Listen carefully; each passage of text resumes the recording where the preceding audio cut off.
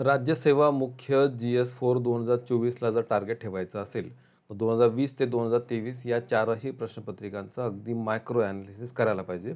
त्यातल्या 2020च्या काही प्रश्नांचं ॲनालिसिस मी आजच्या लेक्चरमध्ये करणार आहे. आणि ते करत असताना मला काही 2 कोर्सेसबद्दलची पण माहिती सांगायची आहे, की ब्राईट माइंड्स अकॅडमी जी आहे त्याच्या ॲपवर मी रिसेंटली 2 कोर्सेस खास GS4साठी लॉन्च केलेले आहेत. त्यातला GS4चा एक मोठा कोर्स आहे. त्याच्यामध्ये सर्व कन्सेप्च्युअल कोर इकॉनॉमिक्सचे व्हिडिओज, YCM बुक्सचं ॲनालिसिस आणि PYQच्या या चारही प्रश्नपत्रिकांचं GSचं ॲनालिसिस. एक छोटा कोर्स पण आहे. त्याच्यामध्ये मग फक्त YCM बुक्स आणि या चारही GS4 प्रश्नपत्रिकांचं ॲनालिसिस असा मी एक कोर्स लॉन्च केलेले आहेत. ते 2 कोर्सेससाठीचं जे ब्राईट माइंड्स अकॅडमी ॲप आहे ते प्ले स्टोअरवर उपलब्ध आहे. त्याची लिंक पण खाली डिस्क्रिप्शन बॉक्समध्ये दिलेली आहे. तर GS4 2020च्या काही प्रश्नांचं ॲनालिसिस आपण आजच्या व्हिडिओमध्ये करूया. आंतरराष्ट्रीय व्यापाराबाबतचा निव्वळ खर्च लाभ सिद्धांत कोणी मांडला असा प्रश्न विचारला गेला. Alfred Marshall, Robert Malthus, Adam Smith आणि डेव्हिड रिकार्डो. तर त्याचं उत्तर ॲडम स्मिथ. 2 तज्ज्ञ आहेत, ॲडम स्मिथ आणि डेव्हिड रिकार्डो. त्यातनं ॲडम स्मिथनं ॲब्सोल्यूट कॉस्ट ॲडव्हान्टेज आणि डेव्हिड रिकार्डोनं कंपॅरेटिव्ह कॉस्ट ॲडव्हान्टेज अशी थेरीज मांडलेल्या आहेत. ॲडम स्मिथचा सिद्धांत आपण थोडक्यामध्ये बघूया. त्याने ॲब्सोल्यूट कॉस्ट ॲडव्हान्टेज म्हणजे निरपेक्ष खर्च सिद्धांत मांडला. त्याने हा सिद्धांत मांडण्यासाठी 2 देश विचारात घेतले. उदाहरणार्थ अमेरिका आणि रशिया आपण विचारात घेऊ. त्याने इंग्लंड आणि पोर्तुगाल पण विचारात घेतलेला असेल. अमेरिका आणि रशिया जर आपण विचारात घेतला तर त्याने काही त्याचे अझम्पशन्स मांडलेले आहेत. त्यांनी काही गृहीतकं मांडलेले आहेत की या 2 देशांमध्ये अशी वस्तू तयार होते, ज्या वस्तू तयार करण्यासाठी उत्पादनाचा घटक कुठला तरी एकच लागतो, उदाहरणार्थ श्रम. आणि या श्रमाच्या बाबतीमध्ये जर त्या वस्तू अमेरिकेत आणि रशियात तयार होत असतील, पण तर त्या वस्तूंच्या बाबतीमध्ये त्या देशांमध्ये संपूर्ण विशेषीकरण झालेलं आहे. म्हणजे त्यांनी मॅक्झिमम श्रम वापरलेला आहे असा त्याचा अर्थ होतो. जर अमेरिकेत आपण जर विचार केला तर बूट आणि मका अशा 2 श्रमप्रधान वस्तू विचारात घेतल्या. बूट तयार करायला पण श्रम लागणार आहे आणि मका तयार करायला पण श्रम लागणार आहे. आणि बूट आणि मका हे अमेरिकेत किती तयार होतात असं जर विचारात घेतलं तर समजा 500 बूट आणि 400 मका अमेरिकेमध्ये तयार होत असतील आणि रशिया विचारात घेतलं तर तिथे 100 बूट आणि 200 मका जर तयार होत असतील आणि या 2 देशांनी जर व्यापार केला तर सिंपल आहे, अमेरिकेने बूट आणि मका रशियाला निर्यात करावा. यानं रशियाला याने अमेरिकेला ॲब्सोल्यूट कॉस्ट ॲडव्हान्टेज मिळेल. म्हणजे त्याचं जे कॉस्ट आहे बूट आणि मका तयार करण्यासाठीचं, म्हणजे जे श्रम त्याला लागतं आहे त्याच्या बाबतीत त्याला ॲब्सोल्यूट ॲडव्हान्टेज मिळेल, कारण त्याने तयार केलेलं बूट आणि त्याने तयार केलेला मका हा त्याला निर्यात करता येतो आणि त्याला त्याचे पैसे मिळतात. रशियाने बूट आणि मका बनवत बसायचं नाही, कारण त्याला ते बनवायला जास्त कॉस्ट लागतं आहे. मग त्याने ते बनवत बसायचं नाही. रशियाने त्याच्याऐवजी त्याचं हे जे श्रम आहे ते बूट आणि मक्यापेक्षा वेगळ्या ठिकाणी वापरायचं आणि बूट आणि मका आयात करायचा.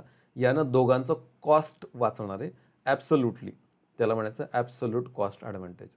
मग तो असं म्हणतो की 2 देशांनी व्यापार करावा आणि त्याचा सिद्धांत आहे, एखाद्या देशात ज्या वस्तू जास्त कार्यक्षम पद्धतीनं बनतात त्या वस्तू त्या देशाने बनवाव्यात आणि निर्यात कराव्यात. आणि ज्या देशाला या वस्तू बनवायला जास्त वेळ आणि खर्च लागतो त्याने ते बनवत बसायचं नाही, त्या आयात कराव्यात. यानं कॉस्टला ॲब्सोल्यूट ॲडव्हान्टेज मिळतो. याला म्हणायचं निरपेक्ष लाभ किंवा निरपेक्ष खर्च लाभ सिद्धांत. ॲब्सोल्यूट कॉस्ट ॲडव्हान्टेज कोणी मांडला असा प्रश्न विचारला गेला आहे, तर तो ॲडम स्मिथने मांडलेला. डेव्हिड रिकार्डोने कंपॅरेटिव्ह मांडलेला आहे, त्यामुळे तो वेगळ्या प्रश्नपत्रिकेत आपल्याला लगेच कंपेअर बघता येईल. याच्यावर टीका केली जाते की श्रम आणि भांडवल दोन्ही उत्पादनाचे घटक महत्त्वाचे. त्याने फक्त श्रम विचारात घेतलं आहे किंवा एकच विचारात घेतलं आहे.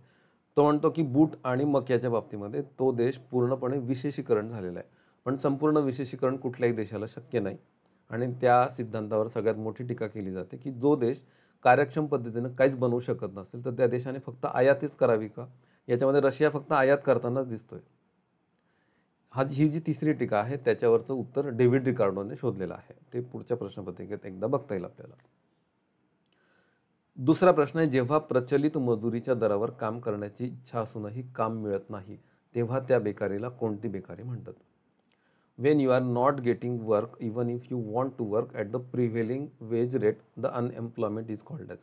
तुम्हाला काम करण्याची इच्छा आहे तरीही काम मिळत नाही आहे तर त्याला कोणती बेरोजगारी म्हणतात? तर त्याला अनैच्छिक बेरोजगारी म्हणतात. म्हणजे इच्छा नाही आहे बेरोजगार राहण्याची तरी पण बेरोजगार राहावं लागतंय, म्हणून त्याला अनैच्छिक बेरोजगारी असं म्हणतो. मग आपण इनव्हॉलंटरी अनएम्प्लॉयमेंट, अनैच्छिक बेरोजगारीच मोजत असतो.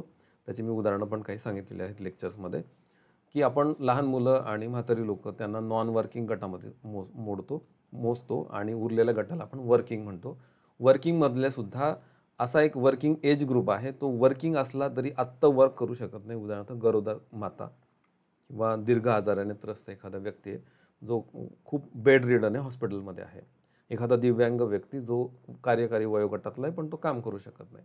तर अदर असे वगळायचे जे उरतात त्याला लेबर फोर्स असं म्हणतात. या लेबर फोर्समध्ये काही उदाहरणं मी दाखवली. उदाहरणार्थ शेतकरी आहे, गवंडी आहे, प्लंबर आहे. पण एक व्यक्ती असा आहे की जो काम करण्यास पात्र आहे, काम करण्यास लायक आहे, लेबर फोर्समध्ये येतो, वर्किंग एज ग्रुपमध्ये, पण त्याला काम करण्याची इच्छाच नाही आहे, तर त्याला वगळायला लागतं. तो ऐच्छिक बेरोजगार आहे. तो व्हॉलंटरीली अनएम्प्लॉयड आहे, म्हणजे त्याला काम करण्याची इच्छाच नाही, तो ऐच्छिक बेरोजगार आहे. आता श्रमशक्तीमध्ये जे उरतात त्यांना आता इनव्हॉलंटरीली अनएम्प्लॉयड, अनैच्छिक बेरोजगार असं म्हणतात.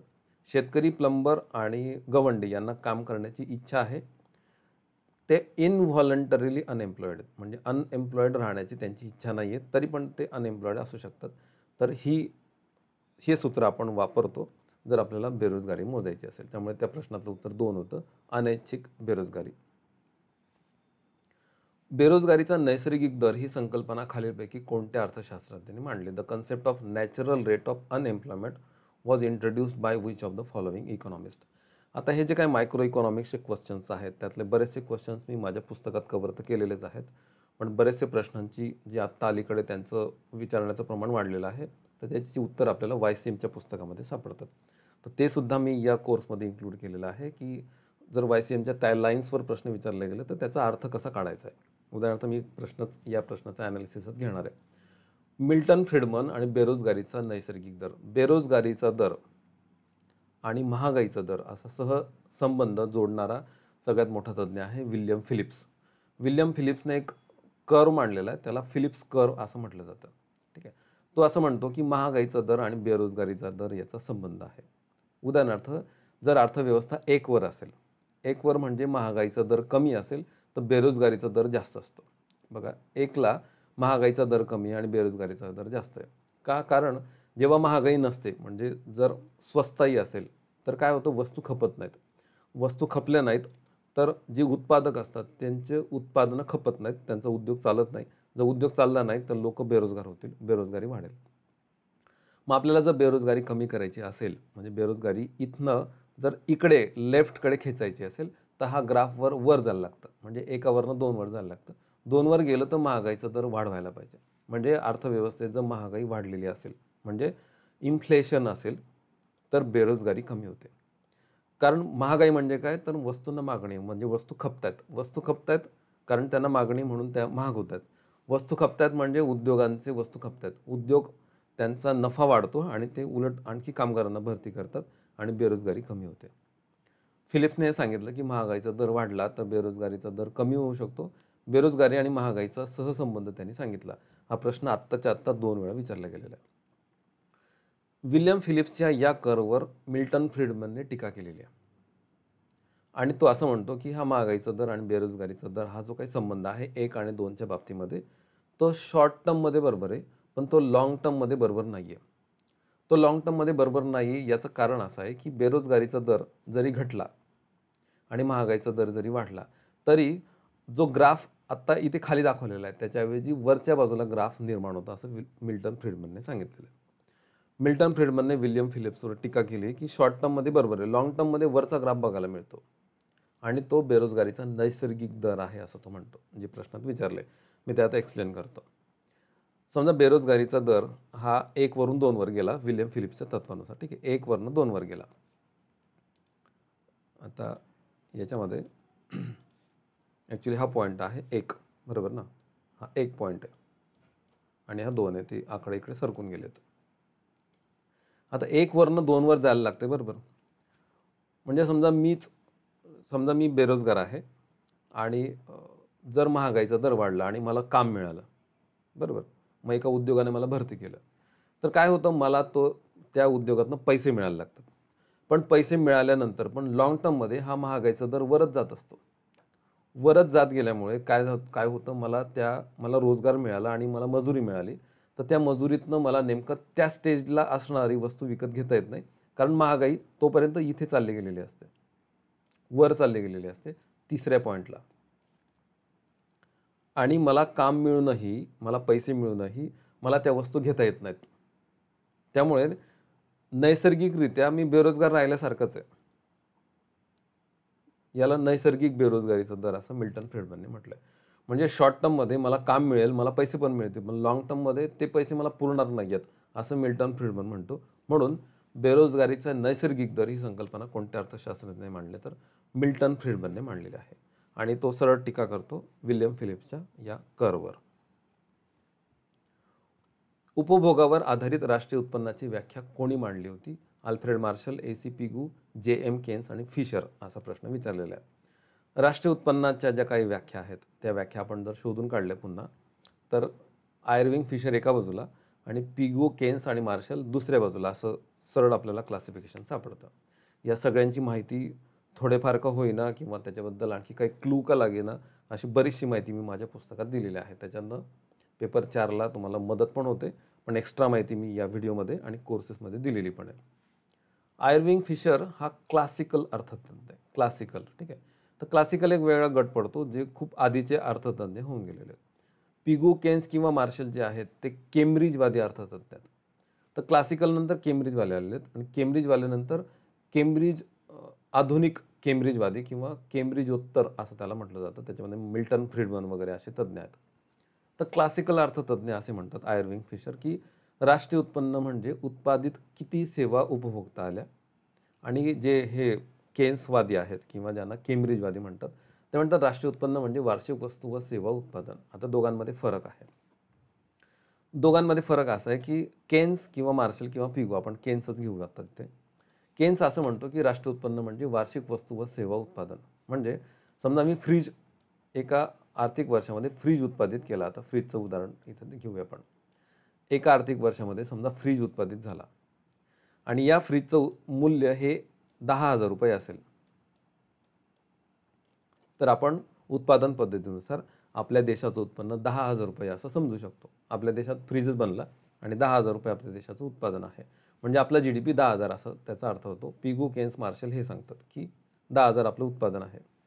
आयर्विंग फिशर असं म्हणतो की 10,000 हा फ्रीज हे उत्पादन नाही आहे, त्या फ्रीजने आपल्याला किती सेवा पुरवल्या. म्हणजे या फ्रीजनं जर आपल्याला वर्षभरामध्ये 1,000 रुपयाचं आईस्क्रीम खाऊ घातलं असेल, आईस्क्रीमचं चित्र काढूया आपण, वर काहीतरी थंड ठेवूया त्याच्यावर. जर वर्षभरामध्ये त्या फ्रीजचं काम काय आहे की थंड वस्तू प्रोव्हाइड करणे, आणि त्याने वर्षभरात जर आपल्याला 1,000 रुपयाचं थंड आईस्क्रीम खाऊ घातलं असेल, तर ते 1,000 रुपये हे आपलं उत्पन्न आहे, ना की फ्रीज. म्हणजे उपभोग किती घेतला आपण फ्रीजचा. म्हणजे आयर्विंग फिशरची व्याख्या ही उपभोगावर आधारलेली आहे. राष्ट्रीय उत्पन्न म्हणजे उत्पादित किती सेवा उपभोगता आल्या. आणि पिगू, केन्स किंवा मार्शल यांची व्याख्या ही वस्तू आणि सेवा थेट उत्पादनावर आधारित आहे. तर प्रश्न आहे, उपभोगावर आधारित राष्ट्रीय उत्पन्नाची व्याख्या कोणी मांडली? अल्फ्रेड मार्शल, पिगू, फिशर आणि केन्स. तर फिशरने मांडलेली, because he was classical economist. मग क्लासिकल कोण कोण हे आपल्याला परत परत जेव्हा अर्थतज्ञांची आपण चर्चा करतो तेव्हा आपल्याला त्याचे उत्तर सापडायला लागतात. 5वा प्रश्न होता, खालीलपैकी कोणते विधान बरोबर आहे? शासकीय खर्चातील वाढीमुळे भाववाढ निर्माण होते, खाजगी खर्चात वाढ झाल्यामुळे भाववाढ निर्माण होते. आता खर्च कोणताही असो, भाववाढ होणारच आहे. फक्त शासकीय खर्च आणि भाववाढ याचा संबंध आपण ऑलरेडी डिस्कस केलेलाच आहे, पण आपण पुन्हा डिस्कस करूया. आणि डिस्कस करताना 2 प्रकार चलनवाढीचे, भाववाढीचे आहेत. एक आहे पुरवठाजन्य, ज्याला कॉस्ट पुश म्हणतात, आणि एक आहे मागणी ताणजन्य, म्हणजे डिमांड पूल. डिमांड पूल असं आहे की समजा एखाद्या मॉलमध्ये ब्रेड विकायला गेलेत आणि या ब्रेडची जर मागणी वाढली, म्हणजे ब्रेड एकच आहे आणि अनेक लोक जर ती घ्यायला गेली तर चलनवाढ होते. एकच ब्रेड आहे आणि 5 लोक विकत घ्यायला गेलेत, तर ब्रेडचं मूल्य वाढणार आहे. ही लोक मागणी वाढवतात आणि मागणी वाढल्यामुळे चलनवाढ होते, त्यामुळे त्याला मागणी ताणजन्य चलनवाढ म्हणतात. ते 5 लोक एकच ब्रेड घ्यायला गेलेले आहेत. ही 5 लोक का गेले तिथे? कारण या 5 लोकांकडे पैसा आलेला आहे. नंबर 1, या लोकांकडे खाजगी खर्चात वाढ झालेली आहे. लोकांकडे खिशात पैसे शांत बसणार नाही, लोक खर्च करत सुटणार. ब्रेड घ्यायला जायचं त्यांना, कारण खाजगी खर्चात वाढ झालेली आहे. खाजगी खर्चात वाढ करण्याची संस्कृती पण आलेली आहे, की आधी चहामध्ये पोळी बुडवून खात असतील, आता ब्रेड बुडवून खायचं आहे. खाजगी खर्चात म्हणजे ब्रेड खाण्याची संस्कृती, किंवा आपण जे काही जाहिरातीचं युगात जगतो, तर जाहिरातीत जे दाखवतो ते आपण अवलंब करतो त्याचं. तर खाजगी खर्चात वाढ झाली, चलनवाढ होणार आहे. सरकारच्या खर्चात वाढ झाली तरी चलनवाढ होणार आहे. एक सुंदर वाक्य आहे, मी जे बऱ्याच वेळा लेक्चरला सांगतो, की सरकारचा खर्च म्हणजे लोकांचं उत्पन्न. सरकार खर्च करणार, ते आपल्या खिशात येणार. आपल्या खिशात आलं तर आपण शांत बसणार का? आपण ब्रेड घ्यायला जाणार, आणि त्यामुळे ब्रेडचं मूल्य, ब्रेडची किंमत वाढणार, महागाई वाढणार. बस तेच ह्या प्रश्नात विचारलं. खालीपैकी कोणते विधान बरोबर आहे? शासकीय खर्चातील वाढीमुळे भाववाढ निर्माण होते, बरोबर आहे. आणि खाजगी खर्चात वाढ झाल्यामुळे पण भाववाढ निर्माण होते, बरोबर आहे. ए आणि बी दोन्ही बरोबर आहेत. आपण फास्ट सगळे कारणं घेऊया. ब्रेडची मागणी वाढणार, कारण खाजगी खर्चात वाढ. सरकारच्या खर्चात वाढ. सरकारची ऐपत नसून पण खर्चात वाढ, म्हणजे तुटीचा अर्थ भरणा. सरकार 100 रुपये खर्च करू शकते, पण ते 103 रुपये खर्च करतं. 3 रुपये जास्तीचं खर्च करतं. 3 रुपये त्याच्याकडे नसतात, 3 रुपये तूट असते, ती त्याचा तो अर्थभरणा करते. सरकार कर्ज घेते, खर्च करते. सरकार अनुदान मिळवते, खर्च करते. सरकार नोटा छापते आणि खर्च करते. त्याला तुटीचा अर्थभरणा म्हणतात. हे सगळे पैसे आपल्या हातात येतात, आपण ब्रेड घ्यायला जातो, ब्रेड महाग होतो. भर घालते आणखी रिझर्व्ह बँक. रिझर्व्ह बँक असं धोरण जाहीर करते की त्यानं पतनिर्मिती होते, ज्याला स्वस्त पैशाचं धोरण म्हणतात. रिझर्व्ह बँकेने आणि बँकांनी जास्त पतनिर्मिती केली, लोकांच्या हातात पैसा येणार, लोक ब्रेड घ्यायला जाणार. आणखी काळा पैसा, जो तो कॅल्क्युलेबल पण नाही आहे, लोकांच्या हातात काळा पैसा वाढला की ते खर्च करतात. आणखी पैसा आणखी वाढण्याचं कारण आहे परकीय गुंतवणूक. जर आपल्याच पैशात आपण खेळतोय, आणखी कोणीतरी आपल्या अर्थव्यवस्थेत पैसा ओततोय परकीय गुंतवणुकीच्या स्वरूपात, तरी सुद्धा चलनवाढ होणार आहे, पैसा वाढणार आहे, मागणी वाढणार आहे. निर्यात, आता आपली 5 लोक आहेत आणि आणखी परदेशातल्या 2 लोकांनी आणखी आपल्या ब्रेडची मागणी केली, तर ब्रेडची मागणी वाढणार आणि चलनवाढ होणार. निर्यात हे कॉस्ट पुश पण आहे आणि डिमांड पूल पण आहे. आणखी लोकच वाढली तर लोकसंख्या, आता आशीर्वाद आहे आपल्याला की लोकसंख्या वाढलेली, आणि जिथं भाव आहे तिथं रांगाच आहेत, आणि आपल्याकडच्या महागाईला सगळ्यात मोठं कारण आहे की लोकसंख्या. ह्या सगळ्या आपण आपल्याकडे असलेले पैसे खर्च केल्यामुळे ही चलनवाढ आपण आपल्या अंगावर ओढून घेत असतो. त्यामुळे त्याला डिमांड पूल, इन्फ्लेशनरी कॉजेस, मागणी ताणजन्य कारणं असं म्हटलं जातं. 6वा प्रश्न, भाववाढीचा मौद्रिक दृष्टिकोन खालीलपैकी कोणत्या अर्थशास्त्रज्ञांनी मांडला? Monetary approach to inflation is put forward by which of the following economist? तर मिल्टन फ्रीडमन याने तो दृष्टिकोन मांडलेला आहे, आणि मिल्टन फ्रीडमन हा मॉनिटरिस्ट इकॉनॉमिस्ट म्हणून ओळखला जातो. ठीक आहे. केन्स हे केम्ब्रिजवादी आहेत, आणि त्याच्यानंतर जे आलेले आहेत फ्रीडमन वगैरे, ते सगळे मॉनिटरिस्ट आहेत. मॉनिटरी अप्रोच त्याने सांगितलेलं आहे. तर त्याने काय सांगितलेलं आपण ते विचारात घेऊया. मी एक चित्र मुद्दाम दाखवणार आहे. केन्स आणि फ्रीडमन यांचे नेहमी टक्कर होत राहिलेले. ठीक आहे. केन्सवादी वेगळे विचारायचे आहेत, फ्रीडमनवादी वेगळे विचारायचे आहेत. हे दोघं अर्थतज्ञ पण वेगवेगळ्या विचारांचे होते. त्यांचे विचार पण मी सांगणार आहे. ते सांगण्याच्या आधी मिल्टन फ्रीडमन काय म्हणतो? I think the government solution to a problem is usually as bad as the problem and very often makes the problem worse. आता त्याचा अर्थ सांगतो. एखादी अर्थव्यवस्था संकटातून काढायची असेल बाहेर, तर 2 प्रकारच्या पॉलिसीज काम करतात, मॉनिटरी पॉलिसी आणि फिस्कल पॉलिसी. केन्स असं म्हणतो की मॉनिटरी पॉलिसी कामात येते, पण कुठेतरी असा एक पॉईंट येतो की मॉनिटरी पॉलिसी काहीच कामात येत नाही. म्हणजे मध्यवर्ती बँकेने कितीही पैसा बाजारात उतरण्याचा प्रयत्न केला तरी एका लिमिटच्या पलीकडे तिचं जे काम आहे ते हतबल ठरतं. मग कोणाला तरी उतरायला लागतं, आणि ते उतरायला लागतं ते आहे सरकार. मग सरकारनेच अर्थव्यवस्थेत पैसा ओतायचा, आणि जी पॉलिसी राबवायची ती आहे फिस्कल पॉलिसी. आणि जेव्हा मंदीत अर्थव्यवस्था सापडली तेव्हा एक्सपान्शनरी फिस्कल पॉलिसी राबवायची, असं केन्सने सांगितलं. त्याने ती राबवली, पण अमेरिकेत राबवली, इंग्लंडमध्ये राबवली, आणि 1929च्या महामंदीतनं अर्थव्यवस्था त्या बाहेर पण आल्या. पण नंतर फ्रीडमनने केन्सवर टीका केली, आणि तो म्हणतो की नाही, फक्त मॉनिटरी पॉलिसी जरी चांगली राबवली असती तरी अर्थव्यवस्था बाहेर आली असती. म्हणून फ्रीडमनला मॉनिटरिस्ट असं म्हणतात. तो म्हणतो मॉनिटरी पॉलिसी तेव्हाची चुकली होती. की मॉनिटरी पॉलिसीच फॉल्टी होती. मॉनिटरी पॉलिसी जर चांगली राहिली, चांगली राबवली असती तर अर्थव्यवस्था बाहेर आली असती. फिस्कल पॉलिसीचं काहीच काम नव्हतं. म्हणून तर म्हणतो, I think the government solution to a problem is usually as bad. Bad आहे. गव्हर्नमेंट सोल्युशन बॅड आहे. तिथं मध्यवर्ती बँकेनेच काम करावं. म्हणून तो मॉनिटरी पॉलिसीवरच भर देतो. म्हणून त्याला मॉनिटरिस्ट म्हणतात. भाववाढीचा मौद्रिक दृष्टिकोन म्हणजे मॉनिटरी अप्रोच हा कोणी सांगितला? तर मिल्टन फ्रीडमनने सांगितलं. याच्या एक्झॅक्ट अपोजिट केन्सवाला आहे. केन्स हा मॉनिटरी स्वीकारतो, पण तो फिस्कल अप्रोचवाला आहे. तो सरकारला उतरायला लागेल तरच ही अर्थव्यवस्था तरणार असं सांगतो. 7वा प्रश्न 2020च्या प्रश्नपत्रिकेत होता. लॉरेन्झ वक्राचे तंत्र आर्थिक वाढीच्या खालीलपैकी कोणत्या मुद्द्यांशी संबंधित आहे? लोकसंख्येचा स्फोट, रोजगाराची पातळी, पर्यावरणाची शाश्वतता आणि उत्पन्नाचे वाटप. ठीक आहे. आपण रिव्हर्स जरी गेलं ना तरी लोकसंख्येचा स्फोट तर कोणी सांगितलं? ते वक्र किंवा काय रेषा असेल कोणी सांगितलं तर ते माल्थसने सांगितले. रोजगाराची पातळी जर विचारलं तर फिलिप्सने सांगितले, आपण आत्ता बघितलं. पर्यावरणाची शाश्वतता तर कुझनेट्सचं पर्यावरणाचा कर्व आहे, बरोबर. उत्पन्नाचे वाटप लॉरेन्झ वक्राचं तंत्र. म्हणजे आपण जर बरोबर लिंक केलं ना, आणि मी जे हिस्ट्रीसारखे पेजेस इकॉनॉमिक्सच्या दोन्ही पुस्तकात दिलेले आहेत ना, ते सगळे लिंक करतात या सगळ्या मुद्द्यांची. तर लॉरेन्झ वक्राचे तंत्र हे उत्पन्नाचे वाटपाशी संबंधित आहे. Lorenz curve is a technique to examine which of the following issues related to economic growth the income distribution. Corrado Gini यानं गिनी इंडेक्स काढला आणि लॉरेन्झने त्याचं कर्व शोधून काढला. त्याला लॉरेन्झ कर्व म्हणतात. तो कर्व काय आहे? जर आपण उत्पन्न मिळवणाऱ्या लोकांचं प्रमाण एक्स ॲक्सिसला मांडलं आणि उत्पन्नातील वाटा वाय ॲक्सिसला मांडला तर आपल्याला एक 45 डिग्रीची एक सरळ रेषा मिळायला पाहिजे. जर ती मिळाली तर असं समजायचं की अर्थव्यवस्थेतल्या सगळ्यांचं उत्पन्न सारखं आहे. कोणताही माणूस घेतला तर त्याचं उत्पन्न सारखंच भरेल असं त्याचा अर्थ होतो. पण आपण कोणती अर्थव्यवस्था घ्या, सगळ्यांचं उत्पन्न सारखं नसतंच. इव्हन एका कुटुंबातल्या सुद्धा व्यक्तींचं उत्पन्न वेगवेगळं असतं. नवरा बायकोचंच उत्पन्न वेगळं असतं. तर अर्थव्यवस्थेत वेगवेगळ्या लोकांचं उत्पन्न समान नसल्यामुळे 45 डिग्री अंशातली रेषा मिळत नाही, तर त्याला कर्व निर्माण होतो. आणि जो कर्व निर्माण होतो त्याला लॉरेन्झ कर्व असं म्हणायचं.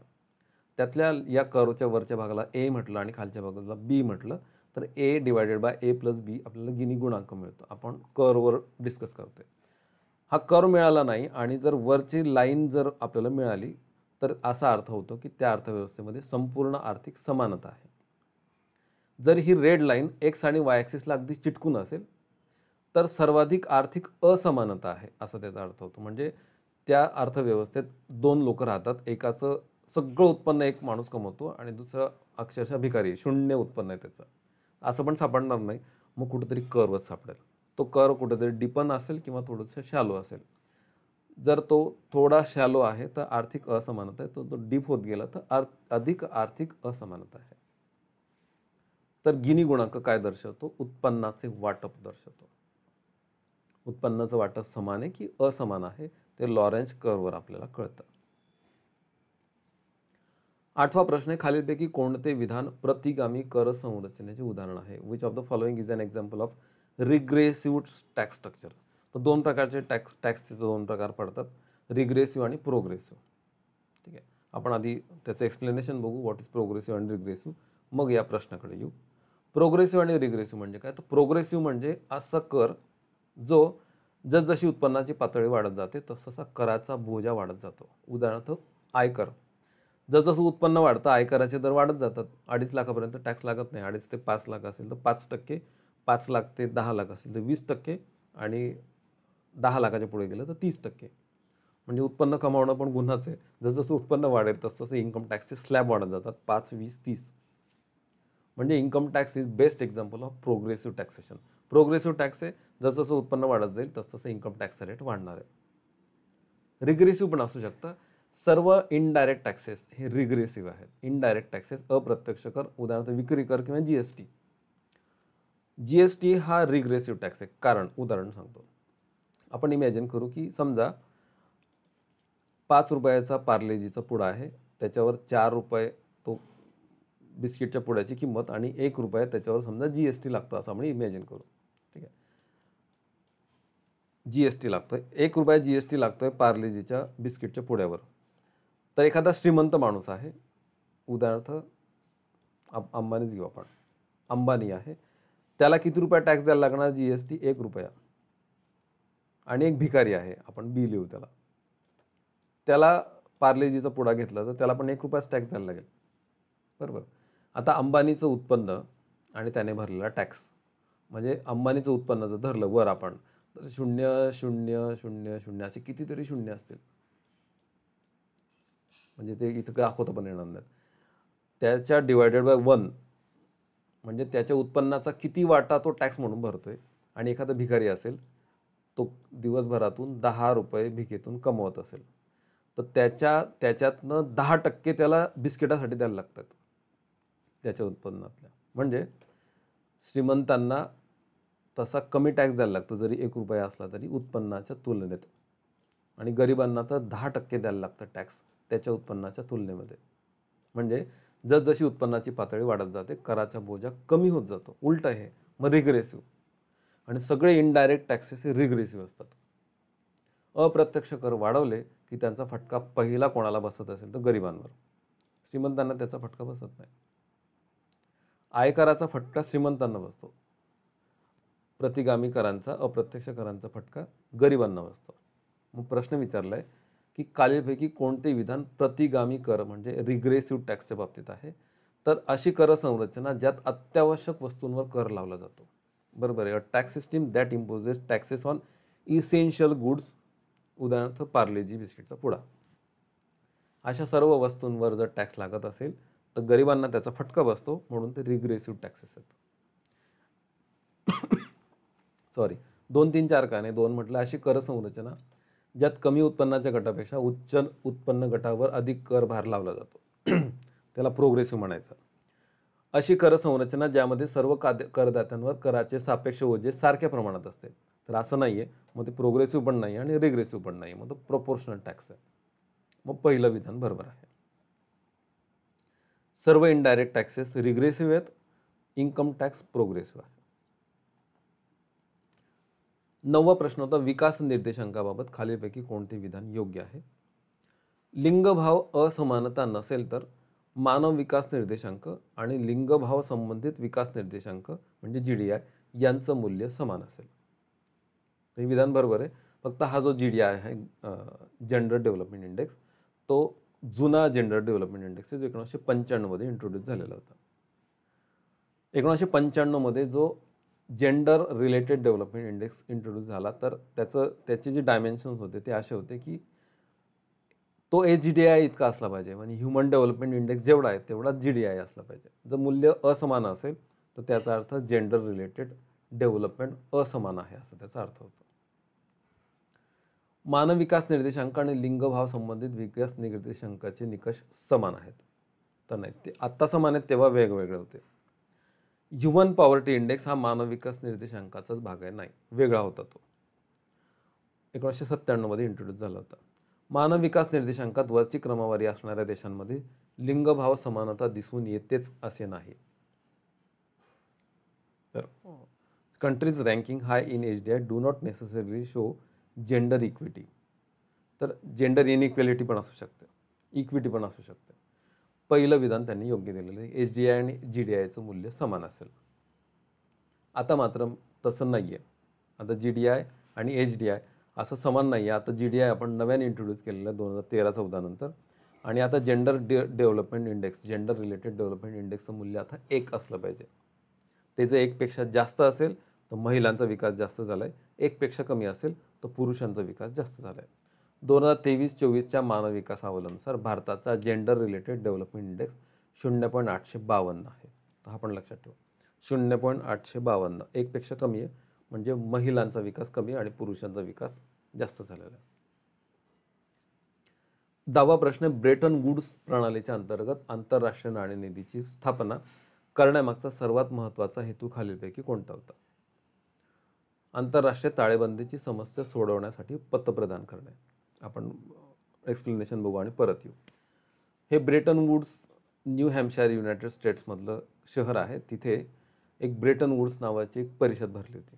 ठीक आहे, इथे केन्स दाखवलेलं राईट हँड साईडला. आणि या केन्सच्या प्रभावाखाली वेगवेगळ्या अर्थतज्ञ वेगवेगळ्या देशांची एक बैठक ब्रेटन वूड्समध्ये भरली होती. आणि या ब्रेटन वूड्सने जी आता मोठा क्रायसिस, इकॉनॉमिक क्रायसिस निर्माण झाला होता जगभर, तर क्रायसिसमधून अर्थव्यवस्थेला बाहेर काढायचं होतं. कारण पहिल्या महायुद्धानंतर पण क्रायसिस आलं, ते बाहेर न आल्यामुळे दुसरं महायुद्ध झालं. आता त्या क्रायसिसमधून जर बाहेर यायचं असेल तर आपल्याला आंतरराष्ट्रीय स्तरावर काही संस्थांची युनायटेड नेशन्स अंतर्गत निर्मिती करायला लागेल. आपण 3 संस्थांची निर्मिती करायचं ठरवलं. एक IMF, international monetary fund, world bank आणि ITO, इंटरनॅशनल ट्रेड ऑर्गनायझेशन. त्यातला IMFने प्रॉब्लेम सॉल्व्ह करायचा होता की वेगवेगळ्या देशांमध्ये जेव्हा व्यापार होणार, तर व्यापारामध्ये जो व्यवहार तोल असतो त्या व्यवहार तोल संतुलित करण्यासाठी, चलनाच्या अदल्याबदलाची प्रश्न सोडवण्यासाठी IMF नावाची बँक स्थापन करण्यात आली. दुसऱ्या महायुद्धात जे देश बेचिराग झालेले त्यांच्या रिकन्स्ट्रक्शनसाठी आणि त्यांच्या डेव्हलपमेंटसाठी वर्ल्ड बँक स्थापन झाली. म्हणून तिचं नाव IBRD, international bank for reconstruction and development. आणि जगाने व्यापार थांबवू नये, वसाहतवादातनं जरी जग बाहेर आलेलं असलं तरी व्यापार थांबवू नये या उद्देशाने व्यापाराला प्रोत्साहन देण्यासाठी इंटरनॅशनल ट्रेड ऑर्गनायझेशन स्थापन करायचं ठरलं. ती स्थापन नाही झाली, गॅट करार करण्यात आला. मग WTO स्थापन झाली 1995. तिळे जन्माला येणार होते, जुळेच जन्माला आले, IMF आणि वर्ल्ड बँक. म्हणून त्यांना ब्रेटन वूड ट्विन्स म्हटलं जातं, IMF आणि वर्ल्ड बँकेला. तर प्रश्न असा विचारला की ब्रेटन वूड्स प्रणालीच्या अंतर्गत आंतरराष्ट्रीय नाणेनिधीची स्थापना करण्यामागचा हेतू काय होता? तर आंतरराष्ट्रीय ताळेबंदी म्हणजे बॅलन्स ऑफ पेमेंटचं प्रॉब्लेम सॉल्व्ह करण्यासाठी. एखाद्या देशाच्या बॅलन्स ऑफ पेमेंटमध्ये प्रॉब्लेम तेव्हा निर्माण होतो जेव्हा त्याला परकीय वस्तू खरेदी करायला प्रॉब्लेम निर्माण होतो. जसं 1991 आपल्याकडे झालं होतं की आपल्याला पेट्रोल डिझेल घ्यायला डॉलरच नव्हते आपल्याकडे. ही झाली आंतरराष्ट्रीय ताळेबंदीची समस्या. मग ती समस्या सोडवण्याचं काम IMF करतं. मग IMF आपल्याला डॉलरमध्ये कर्ज देतं. त्यामुळे या संस्थेचं काम आहे to provide credit to the countries to resolve balance of payment problems. ठीक आहे. तर या आणि अशा पद्धतीचं ॲनालिसिस आणि त्याला पूरक असणारे बरंचसं मटेरियल मी या कोर्सेसमध्ये अवेलेबल करून दिलेलं आहे. ब्राईट माइंड्स अकॅडमी नावाचं ॲप प्ले स्टोअरवर उपलब्ध आहे. त्याच्यात हेच नाही तर पूर्व आणि मुख्य या संबंधित अनेक कोर्सेस आहेत. ते एकदा स्क्रोल करा आणि तुम्हाला वाटलं तर जरूर या कोर्सेसचा लाभ घ्या. Thank you so much.